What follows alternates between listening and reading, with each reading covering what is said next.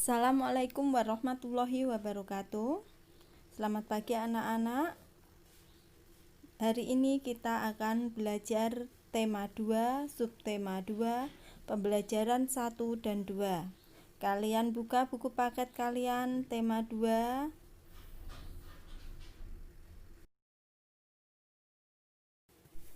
Perhatikan gambar berikut. Beni datang ke rumah Udin bersama Edo, Siti, dan Lani. Mereka memetik jambu bersama. Mereka bermain dengan riang. Amatilah gambar berikut. Apa yang sedang dilakukan Beni dan teman-temannya? Bagaimana cara mereka memetik jambu? Mereka sedang mengambil jambu. Lihat bagaimana mereka memetik jambu itu. Lihat yang pakai baju merah itu mengambil jambunya. Memetik jambu di rumah Udin. Pohon jambu di rumah Udin sedang berbuah. Udin mengajak Beni dan teman-teman untuk bermain di rumahnya. Mereka memetik jambu dan yang tumbuh di depan rumah. Buahnya sangat banyak. Udin dengan semangat memanjat pohon jambu. Beni memetik jambu dengan menggunakan galah. Lani memetik jambu yang buahnya tidak terlalu tinggi. Sementara Edo dan Siti mengumpulkan buah jambu yang sudah dipetik. Mereka bermain dengan riang gembira. Setelah kalian membaca teks tersebut, untuk memahami isi teks tersebut, coba kalian jawablah pertanyaan-pertanyaan berikut berdasarkan teks yang telah kalian baca. Di situ ada 5 pertanyaan, dikerjakan ya. Mengenal gerakan kepala, tangan, dan kaki. Gerak dapat mengungkapkan pesan kepada orang lain. Ada berbagai macam gerak yang bisa dilakukan. Ada gerak kepala, gerak tangan, dan kaki. Gerak akan terlihat indah bila dilakukan dengan teratur. Ini materi pelajaran SBDP. Yang pertama, gerakan kepala. Contoh gerakan kepala yaitu menggeleng, mengangkat kepala, dan mengangguk.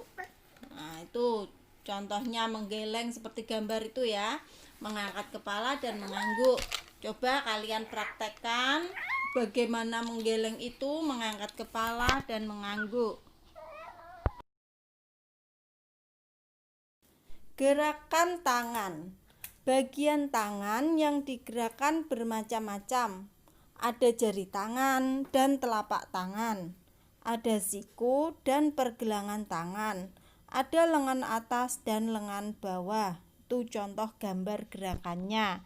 Coba dipraktekkan ya. Gerakan kaki.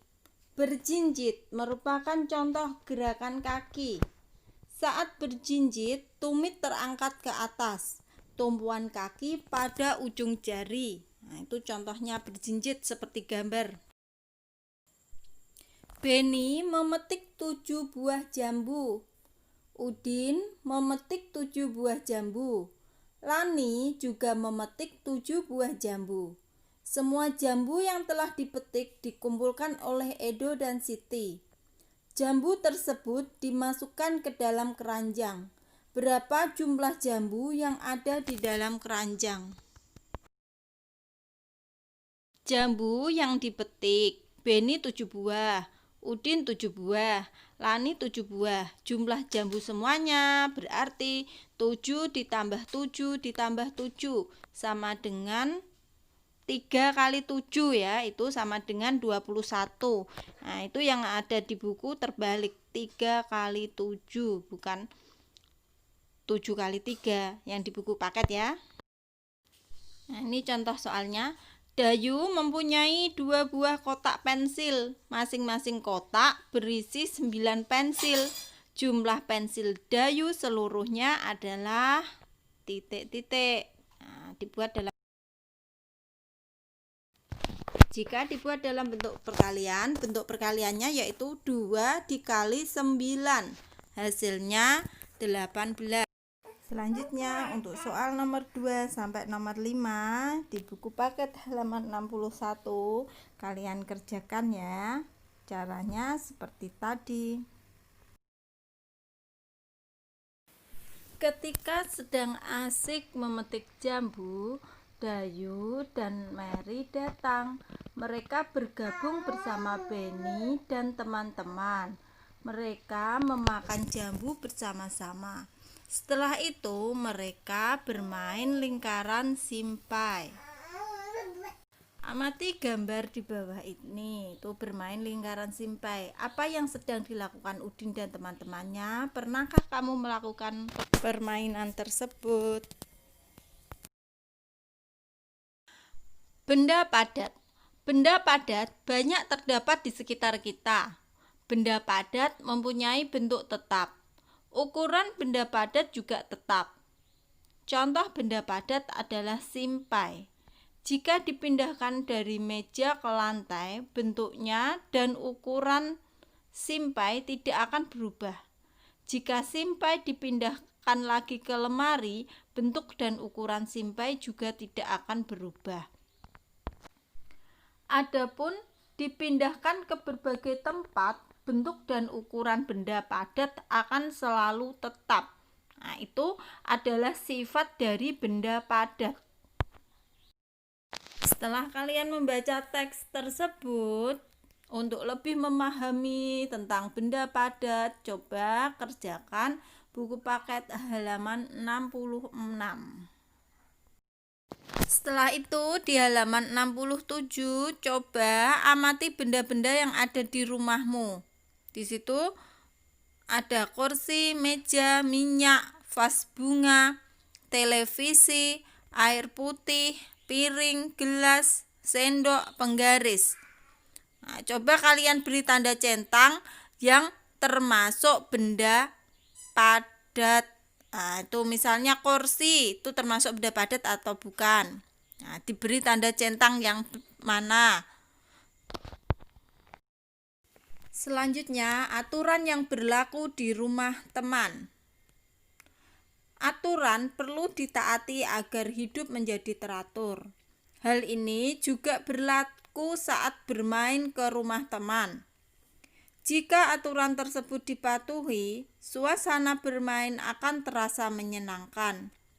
Keluarga teman kita juga tidak terganggu. Contoh aturan yang berlaku saat bermain. Pertama, 1. Tidak terlalu ribut saat bermain. 2. Meminta izin sebelum masuk ke rumah teman. 3. Merapikan kembali mainan jika telah selesai bermain. 4. Berpamitan saat hendak pulang. Nah, itu tadi aturan-aturan saat bermain di rumah teman. Jadi kalau kita bermain ke rumah teman, itu juga harus ada aturannya. Jangan seenaknya sendiri.